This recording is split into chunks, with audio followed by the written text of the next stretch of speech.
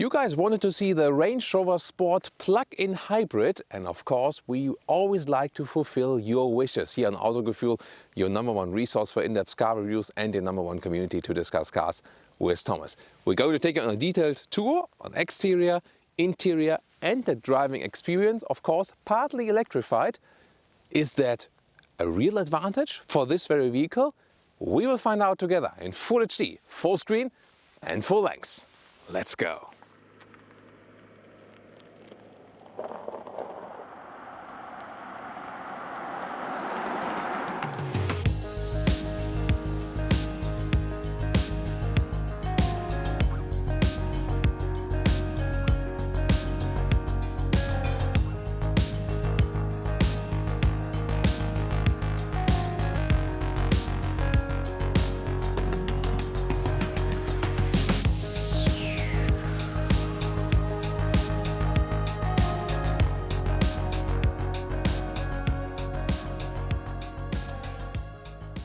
I will soon tell you more about the differences from Range Rover Sport to the Range Rover Velar and the Range Rover. Let me start here first with the front of the Range Rover Sport, because no matter if it's plug-in or not, you always have this very smooth front. Definitely it is strong somehow, but you see it is also, it looks a little bit wind efficient, so to say, even though it's not a so wind efficient car. This LED daytime running light looks very modern still, and the main headlamp unit standard with LED, optional matrix LED, and the second option is a so-called pixel LED. That's just more LEDs you have than 144 single ones, especially for the variation of the high beam unit. What do you think of the front here? By the way, the color here is so-called Loire blue, Loire from the river in France. Very beautiful one. And to show you another color, here our other car is in the background now. Here the bright silver. I'm usually not too much a fan of silver in general. I think this one still looks quite classy at this very vehicle. Which one would you prefer? Of course, there are even more colors available. 4,85 m, 15'9" or 191 inches is the total length here of the Range Rover Sport. And where is it positioned between the Range Rover Velar and the Range Rover? Well, it is 5 centimeters longer than the Range Rover Velar and about 10,000 euros more expensive, and 15 centimeters shorter than the Range Rover and 37,000 euros cheaper. The base price here in Germany, take an example, 66,000 euros then. But here's the plug-in hybrid vehicle. It's 88,000. So, well, you get some more for it, of course, but it is way more expensive. That can only pay off when you, for example, as we have now starting in 290 in Germany, governmental benefits. So you pay less taxes if you have it as a corporate vehicle per month for this plug-in hybrid vehicle than for a usual one. And then it can make sense on a monetary side. Rims, they start from 19 inch. Those ones here are the 21 inch, the maximum you can get. They don't look too large because those ones here are the winter tires. The beautiful dark blue color here as well. Again, you got some accentuations on the top of the hood here with those, well, fake supercharged vents on the top as well as on the side, but they have no function, visual only. Then this bumper here in the normal plastic color on the lower part has some more off-road character still. Then this very upright line, you expect that from a Range Rover for sure, and thick door handles as well. And the Range Rover Sport, it looks a little bit sportier of course than some of those boxier siblings, as well as the Range Rover Velar. That one would drop a little more from the roofline. Here you can see the roofline does not drop so far. I think they are still, pretty modern as for the design, although this car is, already a couple of years old now. What do you think? In the rear, the Range Rover Sport is characterized again by those very strong signatures in the daytime running lights here, also for the tail lamps. And I think when the full-size SUV looks rather rectangular or angular, it makes it always appear a little bit stronger. That's still the case here, whereas other SUVs are more going in a round shape direction. So definitely those Range Rovers, they have somehow more character, especially in the design. The lower part here, the outer part of the exhaust, this is just an exhaust tip for beauty. The real exhaust is on the inside, and well, it is still somewhat the real deal, still off-road capable. approaching angle is 33 degrees in the front, descending angle 31 degrees in the rear, and due to the air suspension you can also lift the car up for off-road purposes. Then the ground clearance varies from 21 to 28 centimeters maximum. The Discovery, for example, would be a little bit more off-road capable. We've been testing that also in Utah than the Range Rover Sport, because this one here is, as the name says, built for a little more sportier handling. We'll also experience that when we drive the car very soon. So all of those big Range Rovers or Land Rovers, they have their unique niche. This one here for sure, the one with a little sportier handling.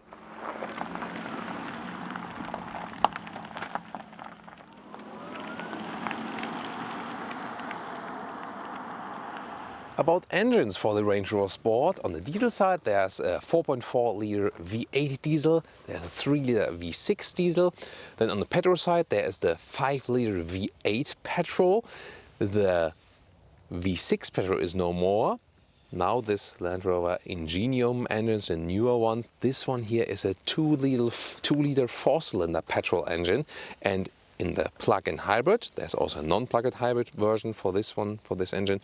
Here with the plug-in hybrid, it has total system power output of 400 horsepower approximately, and 6.7 seconds is the acceleration figure from 0 to 100 kilometers or 0 to 60 miles an hour. That's about this plug-in hybrid.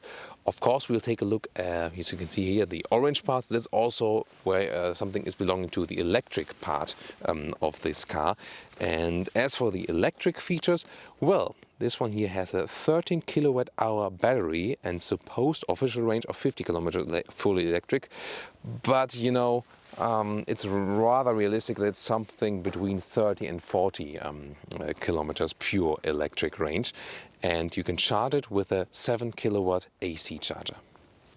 So, and this is the very front of the vehicle. You can see, yeah, it's a little bit weird, right? But I mean, having it in the front, however, can be an advantage at some charging stations.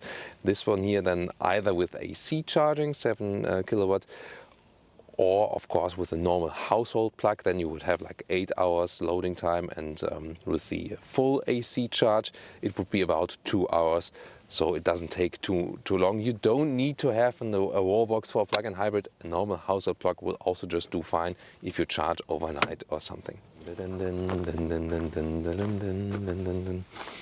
got the the agent back here. Just want to show you that. Don't do it when the engine is warm, by the way. At the moment it's not so hot.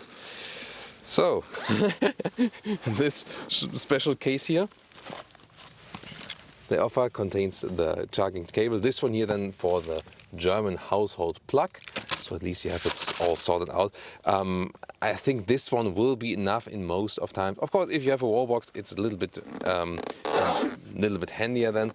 But you know, as for me, it will also be okay just with the household plug.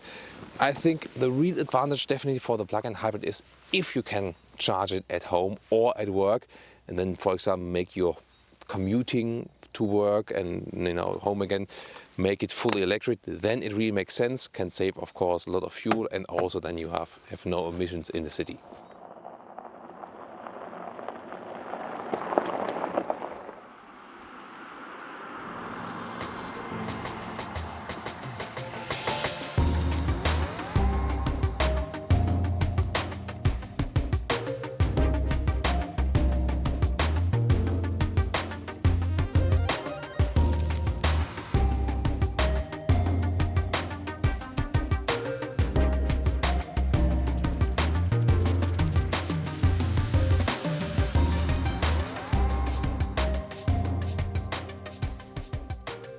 This is the car key, and I'm not sure. It's not so premium-like for the price you pay, I think. Also, the door closing sound doesn't sound too good. Keyless entry, that one is now working quite properly. Put your hand on it to close it, put your hand in it to open it, and then also here, for example, the outside mirror flips out. Then upright doors. You have slim door pockets, but what I like is, you know, that as for the materials on the inside, those are all soft and plush. This is really cool then, however. Then you have the optional Meridian sound system. This is the top one you can actually go for. Then the typical Range Rover interior, the Range Rover Sport, is of course a little bit sporty as for the interior, here in all black. You can also go for a bright style. The steering wheel, so with this textile, not textile but tech, like technology style, a little more modern of course. Those keys here will be illuminated very soon. We'll soon show you that. Here there's a special gauge also for the electric range. At the moment it's almost full, 87%, then it projects 42 kilometers. Let's see how that one plays out.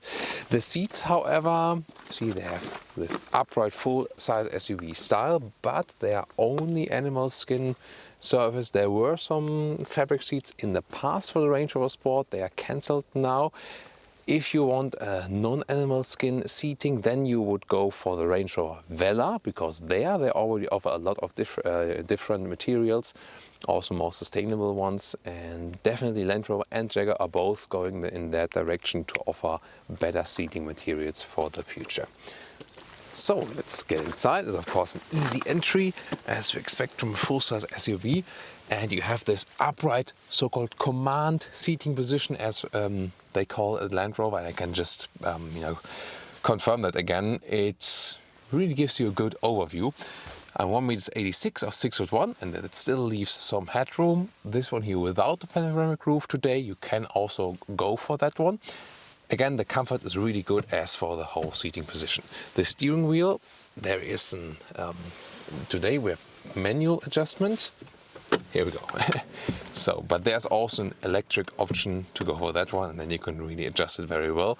The seat here with the electric control back and forth if the car is powered. Let me put on the ignition, and then we can go for that one here like this, so you can easily find a good seating position. I really like, by the way, also those high floor mats here. Those look good and also feel quite plush. Always nice. This is something which is, I think, always special with the Range Rovers. This one here, by the way, a beeping warning sound when the door is opening. It's quite annoying. So, well, let me turn off the ignition once more.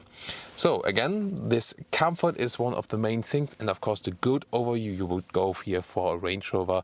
This is something they have, pretty unique. You sit also high in other cars, but somehow they still manage to transport a very special feeling right here.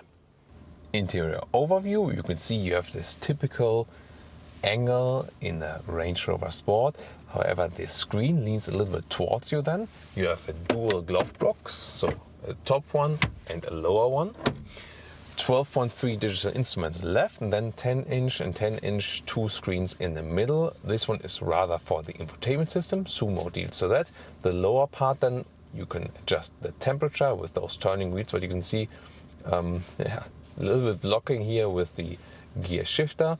And they can, for example, also activate the seat heating and the off-road commands and stuff. The steering wheel, now you can see those buttons are illuminated, and then you can, here for example, use the cruise control, shifting pedals for the automatic gearbox as well. And in the lower part, there you can open this cover and then have some adaptive cup holders. And the off-road selections, they will be displayed right there, but you can choose them here. Usually you just leave it in the auto mode, but you can also pick the different mode, like see also for off-road, that the vehicle's lifted higher and the ESC is being set up. Most important thing first, finally Apple CarPlay and Android Auto are also available for the Jaguar Land Rover models. Great, they have that now, because the so far in-control apps, they are really not that good. And what I want to test out is if I can let the music run and at the same time then go back to the GPS, and the GPS is still working. Yeah, that is working indeed. So you can see here it could be a little bit more responsive, but overall it gives you a good overview, and you can still connect your phone via Bluetooth. That's also possible. Other than that, you have this main menu here. And for the plug-in hybrid, you have a special EV view, for example, where you then can see, if at the moment you are in the recuperation or something, or have this view, then this is then something additional. And in the lower part right here, you can activate the seat heating, for example, then possible in 3 levels with a lower jog here. You can also have the climate overview. You can also push this here, the lower part, for the seat heating, or to change then again back to the temperature, like this. And the strength of the vents is controlled right here. Overall, I still think it's a little bit complicated. And there you have this nice view then for the off-road modes. That's of course pretty cool.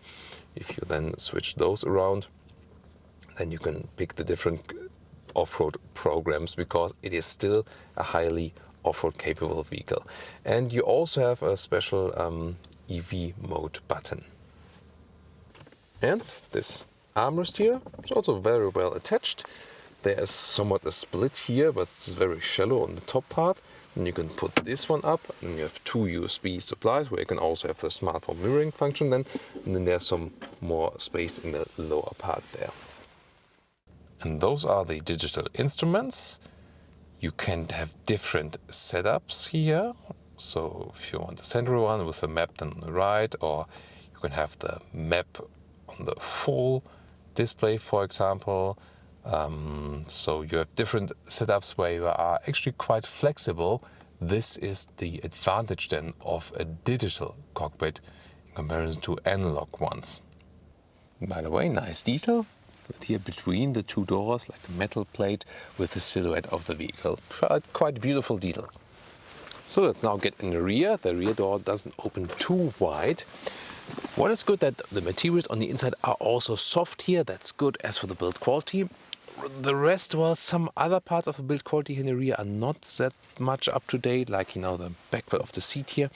And, well, disappointing also that there is not so much room left for your legs. That is one thing. Headroom is also pretty close. It does still fit, of course, for 4 adults. But even if you put your feet under the seat, you would need it to lift a little bit. So considering the length of the car, the package is not really that good. What is nice, you can vary this angle, so you can put it a little bit more back and a little bit more upright, according to your wishes. And this lever would then also be the function to flip it completely. Isofix at the outside of those seats. And this middle part here, you can flip completely down, and then you have some cup holders and another cubby hole. And in the very middle part here, you have 2 more USB supplies. That's very interesting. And another real power socket. So 2 power sockets in the car, 1 here in the front and 1 you will see in the trunk. Very interesting, as well as another 12-volt power supply. So those power supplies are really there in abundance.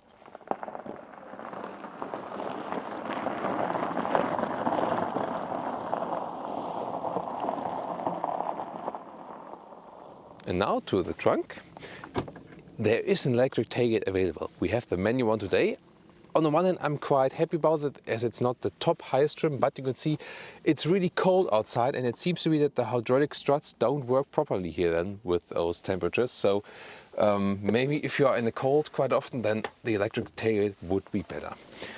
Then there is this cover here, also with rails on left and right, but yeah, the mechanism that's drawing back is also a little bit strange. So, and you see, this is the biggest disadvantage of the plug-in hybrid. You lose in height massively, definitely. And in liter capacity, you lose about 100 liters. The normal figures would be 780 to 1686, or 27.5 cubic feet to 59.5 cubic feet. But as I said, 100 liters less here in the capacity.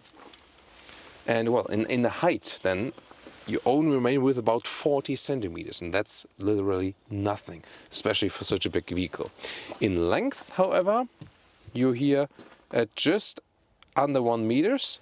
The only thing you can put up here is this for like first aid kit, but you can see you have to put the cable box then right here. There's no other space for that, and of course limit in height because the electric components sit right beneath that. What else we can do? Well, we can have a charging capacity here for the 12-volt power supply. Then there's also for real electric stuff right there. cable box. And we can put the car 5 centimeters down as for the air suspension to have an easier loading. That's of course a quite helpful feature. The seats cannot be flipped from the rear. You have to go around then and do it like this. Well, and then I have to put the front seat also more in the front, that we can lower the back seat. So here we go. Now it should fall down. See here, it takes some time. I want to show you the maximum loading setup. Going around. Thomas work out for today, so I'm getting a little bit warmer in here. But you can see this is also a problem as I don't have so much length in that vehicle from the inside. As I would be driving, it's not possible to flip the rear seats. That's also a very interesting finding. So then we put them all the way down. Even this, it's a little bit limited due to this head restraint in the middle. Then we take the length again. By the way, the width of the trunk is, with this hole, it's, almost 120. But without that hole, it's more like if we just take this, but it's over 1 meter in width, so the width is actually quite good. So in the length then here, when we have the seats flipped, but the front seat is now quite in the front, that's about 185. Welcome to Thomas's Driving Lounge, and here with the plug-in hybrid of the Range Rover Sport is of course quite cool because you can start all silent. This is really fancy, and you can always induce that with this EV mode, of course. I showed you earlier this button, but when you start, rather calm, then it does it automatically. And this 4-cylinder engine is silent too when it's running, so sometimes you don't even realize when you're in the all EV mode and when not. And I also have this charging view right there, so I can see at the moment we're at 52%, so only when we did some driving shots here, and of course the heating was also running, that already depletes the battery quite a lot. So you have to be aware that in winter times you will have way less EV range, of course. That's with all electric vehicles, also combustion engines. Whoa, that is some serious stuff there, putting there on the fields. So back to this vehicle. It's the Range Rover Sport, so we also expect some more sporty experience, and this is indeed the case. So you have a little bit stiffer setup as for suspension if you compare it to the Discovery Sport. You have a little bit, to the big Discovery also. The Discovery Sport is the smaller one. So the Discovery is a little bit softer as for suspension, as well as the big Range Rover. Both the Range Rover Velar and the Range Rover Sport, they are more set on the sportier tone, so you can also compare them a little bit more when driving. The steering, however, you've also maybe seen it in this roundabout, could be a little bit more direct, a little bit more progressive, so to say, so you have to steer a lot still, somewhat. So it is okay, but you can see here, I would like to steer a little bit less to have it a little bit more reacting in a progressive way.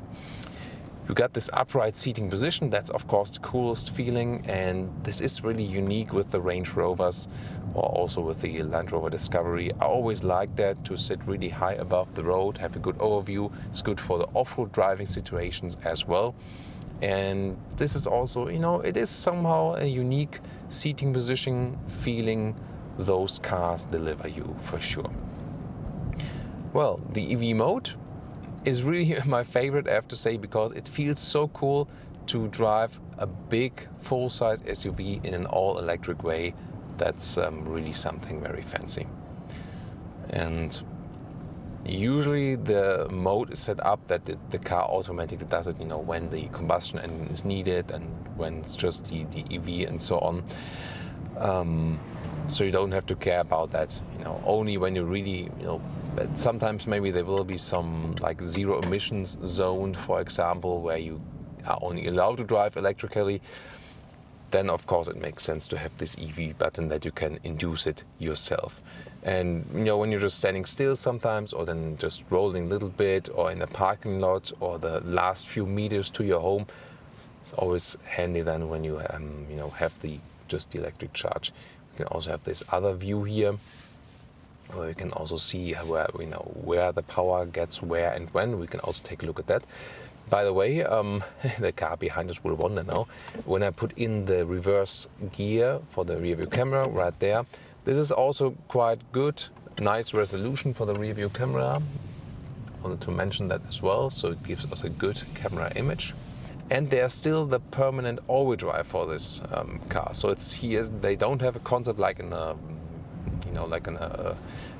vehicles or other SUVs also, that you, for example, have like one axle for the combustion and then one axle then which makes the electric.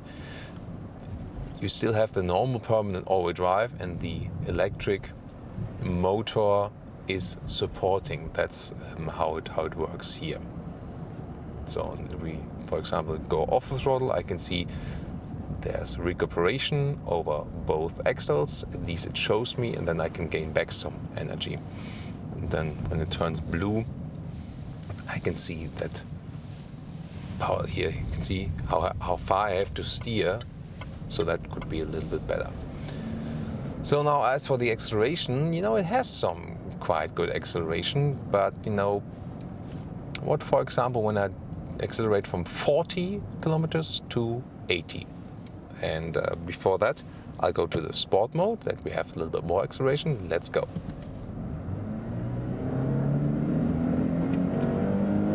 So that was 85 already. But that was a quite strange behavior. Like, so the car didn't really know what to do. I'm not sure if it was something, between the EV and the combustion engine or something. Always when the combustion engine is running, I can see, by the way, that the yellow color is being activated. So that might be one of the disadvantages, that when it's not turned on or off. So I'm not sure about that. So let's see when we go on the brakes again. So now the combustion engine is turned off. And when it's only blue, then we're only in the EV mode. So indeed, as long as you have still electric range left, the car pretty much stays in the EV mode.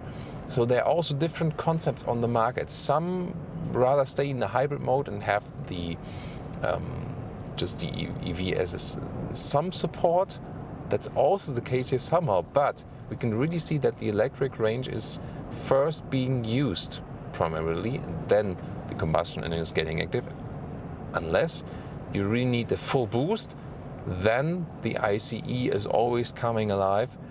However, we've just experienced that the transition to that might be a little strange then, but that's primarily really in situations where you really hammer the throttle. So, and I'm not sure how often this will really happen. I can just stress again that I love the feeling of driving pure electric with this car. This is so great. It is just calmer. Sound insulation is already quite good. But here you just have an even calmer experience then. So I would like to drive this one full electric all the way. So that would actually be my wish. At the moment, it's just possible in that way here. And by the way, you can, when you just hammer a little bit more through the throttle, then automatically I see the yellow ICE symbol here in this middle display. It's quite interesting to look at. It's also distracting for the driver. It's more entertaining for the co-driver to look at that central display, for sure.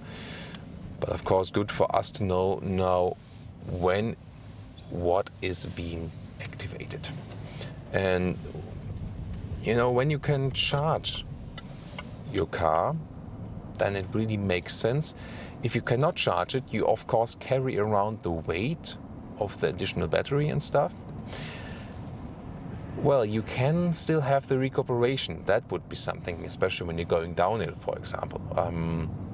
We experienced that in the Porsche hybrids, for example, for the Cayenne and the Panamera, that it even made sense when the battery or the pure electric range was depleted. Then even then the hybrid made somehow sense because you could recuperate. The rolling of the car was improved, for example, and the engine was shut off and so, and then we could still score low consumption figures. We'll also see how that one turns out for this one here. At the moment, of course, we're at very, very low consumption figures because there were hardly times when the ICE was running. If you compare, by the way, one of the, like a 3-liter diesel engine for the big Range Rover or Land Rovers, like in Discovery or in the Vela, we will always have a consumption about 8 liters on 1 kilometers. That's about 29 mpg or 35 UK gallons.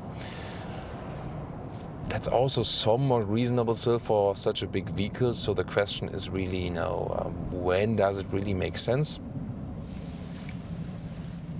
Of course, when you're just running on the petrol engine, you will have the consumption of the petrol engine plus the weight then of the battery. So you have to look out for that then for sure. Again, I think it's pretty cool if you have your own house with an old small garage where you have just a plug and then you plug it in overnight. Then you really save the emissions inside the city, and again can have your smaller inner city ways all electric. And I can really just say it is more fun to drive this car all electric for sure. So now we are getting also on a motorway passage, because we've seen now in primarily city traffic we had a lot of EV situations. We were hardly using the combustion engine at all. I guess it will be different now on the motorway, but that's exactly what we're about to see right now. As for the overview, by the way, those vehicles here by the big Land Rover or the Range Rover, they have those upright building style as for the windows, so you can still have a good overview to all of the sides. Even here, the B-pillar is quite big, but it still works somehow. So the first boost always via the EV mode. That's always also a good and fast feeling. Now getting on some motorway, also can tell you something more about the noise insulation at higher speeds then. Here you also can see that I had the map all the way now in front of the instruments. Now we're getting on the motorway, and now the combustion engine is already active at a higher speed. So what's happening now when I'm going from 80 kilometers to 120 and the ICE is already active? Is it smoother, or is there no transition? Let's go. Let's first spot one first again, and then let's go.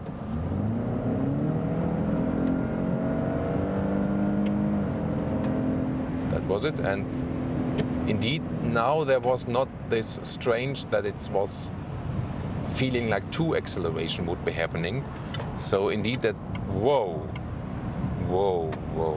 welcome to German battlefield on the German Autobahn. Yeah, about that. So 120 is the speed now, and I don't have to raise my voice that much, so I think it's quite good. As for the noise insulation, you have to think about this is this is a moving box literally, so it stands very strong against the wind. So but still for that I think the insulation is quite good. Now those guys, but strange thing happened here on the road today. So we can also set the cruise control. I can activate that here at the right side of the steering wheel, and I can lift my feet off, and the distance to the car in front of me should also be kept if there's an adaptive cruise control. I think there's a normal one here at the moment because the distance is not being kept. So, but this, of course, the adaptive cruise control is available for this very vehicle. And now when I'm just rather rolling again, the combustion engine is being shut off and there's just the EV now recuperating again. So that also, goes quite fast. So only when you're at higher speeds and really need that higher acceleration, then the combustion engine is being activated.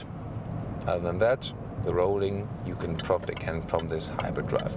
In front of us, by the way, a Range Rover Vogue now. So this is not the Range Rover Sport, this is the big Range Rover, which is also available. This is, by the way, from the same event here, the P400e for the Range Rover. So when there's the E behind it, then it's also the electrified model. So basically the very same process. Now uphill, some acceleration, combustion engine gets active again. And well, you do feel it when it's getting activated, especially in those situations. So the transitions could indeed be just a little bit better. But when the combustion engine is running, then, I mean, it's the small four-cylinder engine. It's not too loud. So as long as you're not realizing that this activation process while it's going on, it's really also rather silent overall. So the driving experience, it is somewhat different if you have, for example, one of the big engines here. I've been driving the SVR with a 5-liter V8. This was a very impressive experience, of course. Here you don't have any, interesting sound or so from the engine that you would have with the V8 petrol. And the 3-liter diesel, which is a very common engine for this very vehicle here, is somewhat good to drive because it has so much torque that makes also a calm drive, because you feel this sovereign drive from the big torque you have, also from the big displacement. So you don't have this feeling exactly right here, but then again you have the advantage that you have this silent drive, and it's somehow also cool to drive it all electric. It makes you relax a little bit more. By the way, as for the suspension setup, overall I'm quite satisfied, because you have the air suspension that is evening out the bumps very well. Depending on the driving mode you pick, it also adapts a little bit to the situation. And the Range Rover Sport, you still feel you have an air suspension, but comparison to the Land Rover Discovery or the Range Rover, it doesn't shake up too much. Again, both for the Velar and the Range Rover Sport. I think, the Velar and the Range Rover Sport really feel closer to each other. But as far as I remember from the last drive with the Velar, this one here is still a little bit sportier as for the setup. And I think that's also just how it's supposed to be. So we still have 7 kilometers left of the pure electric range. So it will be depleted quite soon. And then we can tell you more about how the car behaves then. That's really interesting. Now again, gaining back the battery. But there's no real,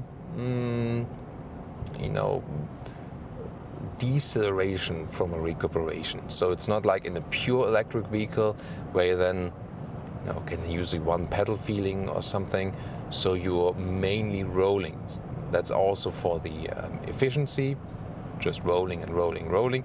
It still gains back some energy, yes, but it's not in a way that it would, make the range much longer. Now I'm going a little bit on throttle. Combustion engine is turning on again. There were also sometimes some concerns, when those ICEs get activated and deactivated, activated, deactivated, and there are no real long-term experiences with that. So I can't really comment on that yet, but it's for sure a thought. At least while driving, the whole system should be warm. Temperatures for the fluids and so on should be okay, so that then shouldn't be too big of a problem. I think that's maybe a problem with the cold start, but then again, when you have this cold start, you can start rolling with the electric vehicle mode, and this might then even help for the long-term reliability, I could imagine. Always nice to have the other Range Rover in the front of us than now, You can also see the different LED tail light character or signature of that vehicle. And I really see when you keep it rather steady and don't have so much acceleration and stuff, then this range is also not dropping down too much.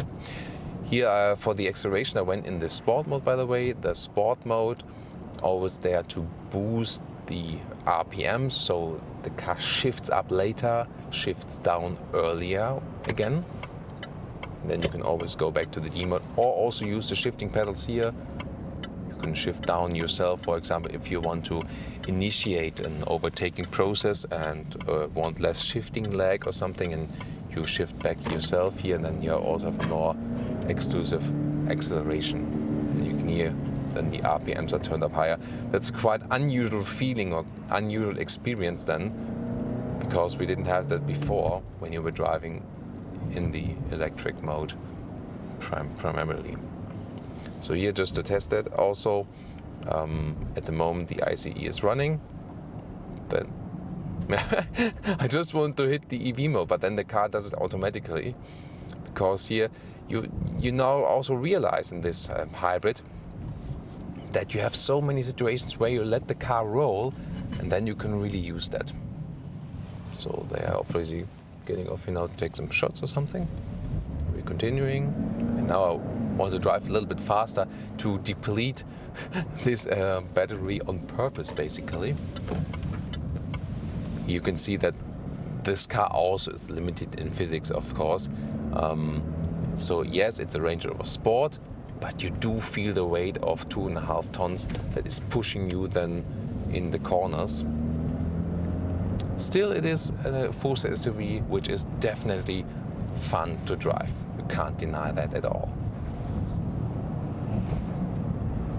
Getting close with those bigger trucks there, right?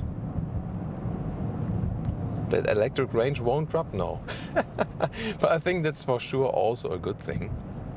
And at consumption we're just over 5 liters in 1 kilometers, but that's not a realistic value, of course, for the whole small petrol engine, because we've been using the EV mode all the time. So, and if you think about the way we've been driving, could have been also a typical commuting way, from home to work or back again, and that would have totally made sense to make that in an electric way. Also getting along in some narrow roads.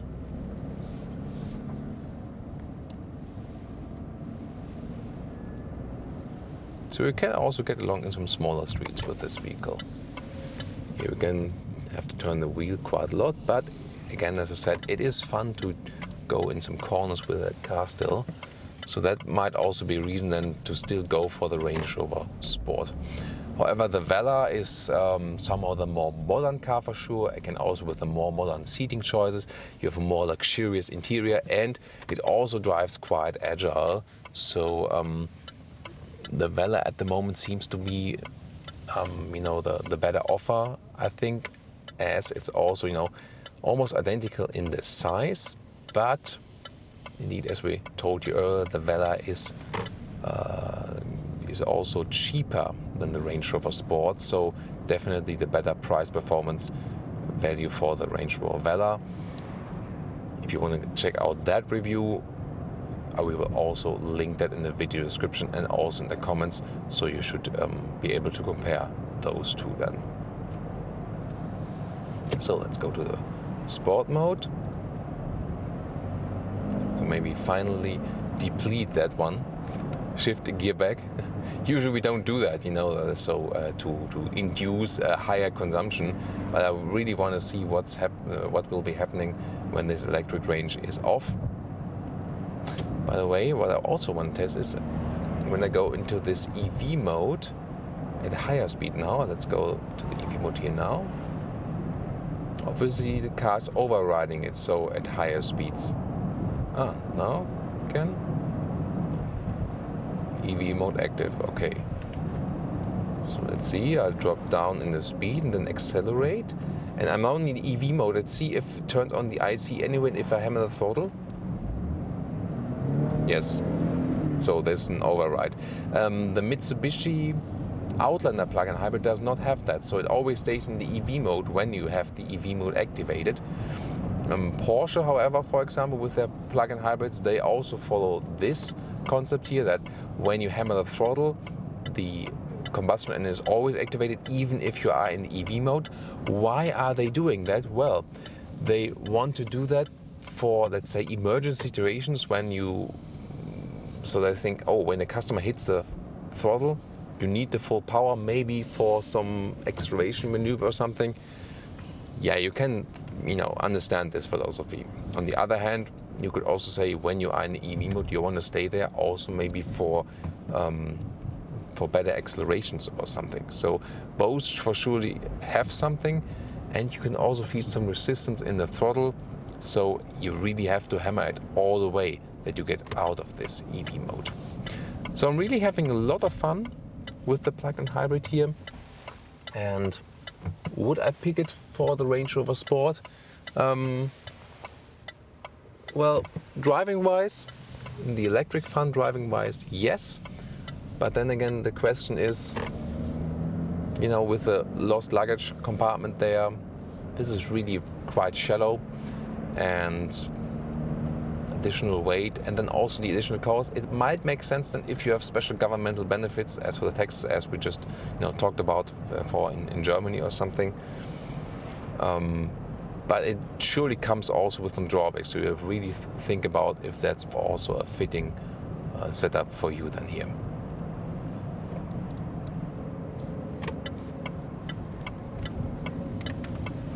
Really nice test round here also with different situations, having a lot of fun with it. But here those transitions, that you have to wait just a second or a second and a half for the ICE to be turned on. I think that is what makes the driving experience then less pleasant. So we have surely both some more calmer driving situations where it's more pleasant to use this vehicle, and then some other situations where it's maybe less pleasant. So we really have both. Now 1 kilometer left, and then we're almost at the end of our test round. So I think the thing we could prove here that the electric range is lasting somewhat as promised. And I think you can very, very well do all your short trips with it.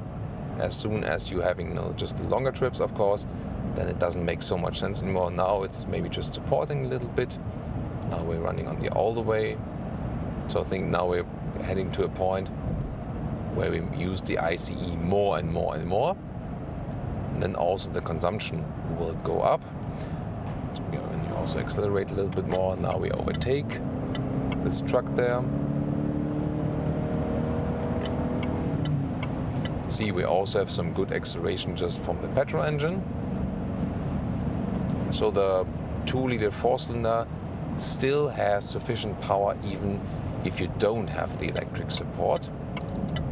Now harder on the brakes, then the energy is being gained back again. And that's also, the thing then, even if you have it depleted then, you can always gain back some.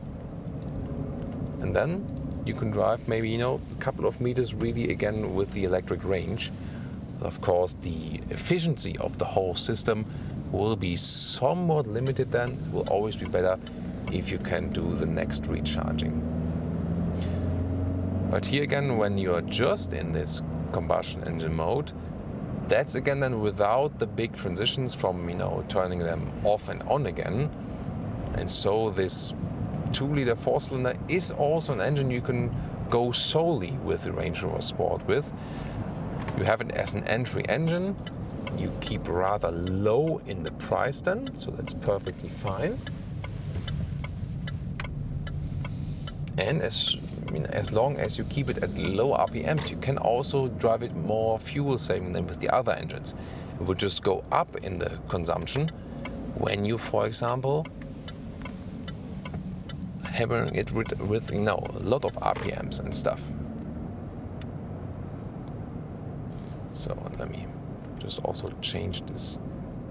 Well, changing digital display, by the way, while driving is also a hard thing to do because the Menu structure is not too easy for that one, and it's also a little bit, laggy, as so to say. So it takes some time until it switches around. Display layout. Now I get to the round instrument style again, because then, last thing I want to show you, when you have that one in the instruments, it's also quite helpful, because then you can see when are you in which regions and for recharging or not. So when you hit the brakes, you can see that it goes to the charge, the green area, and you can also see when the electric power gives you a boost. So that's also very interesting to see. And here we do one U-turn now in a narrow area. Again, checking out the rear view camera with a good resolution. So also easy to ease the car in and out, so don't need to have much power. Considering it's a big car, this turnaround is easily.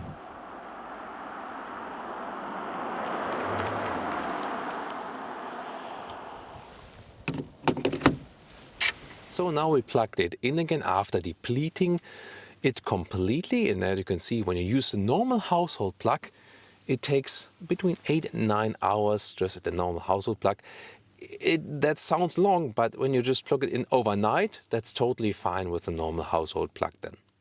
And now to our conclusion for today with the Range Rover Sport plug-in hybrid. Well, first of all, the Range Rover Sport in this current generation, some parts are now beginning to be a little bit outdated. For example, as for the infotainment system, they are now offering software updates, however, but still the infotainment system, I think, is not very responsive. But on the exterior, it's still very stylish and strong with this typical Range Rover design. And also it has this upright seating position you expect from a full-size SUV, and you still have a very comfortable and upright riding. With the plug-in hybrid, what I like best is that you do have this part electric ride, that you can start fully silently, that you have some, for example, in your neighborhood, you can drive to totally silent. That's really cool. And of course, well, when would you go for it? When you can really recharge it. For example, if you have just, a normal plug in your garage at home or something, then I would go for this vehicle if you, for example, can make your commuting all electric. In all other cases, I think it does not make so much sense. Well, maybe if there are governmental benefits, as we recently have now in Germany, starting from 2019, that when you have it as a corporate vehicle, you don't have to, have lower taxes then. Is 0.5% instead of 1% of the total list price per month if you tax the private use. That would be a reason for it, like the governmental benefits or lower taxes. Other than that, you of course have the biggest disadvantage that you have lower height in the trunk, overall even more weight for the whole vehicle, and the base price is also higher. So you really have to think about if that is something for you. What do you think? Looking forward now to your opinion here on the PHEV of the Range Rover Sport. And I hope to see you also next time at Autogefühl. Thank you so much for tuning in.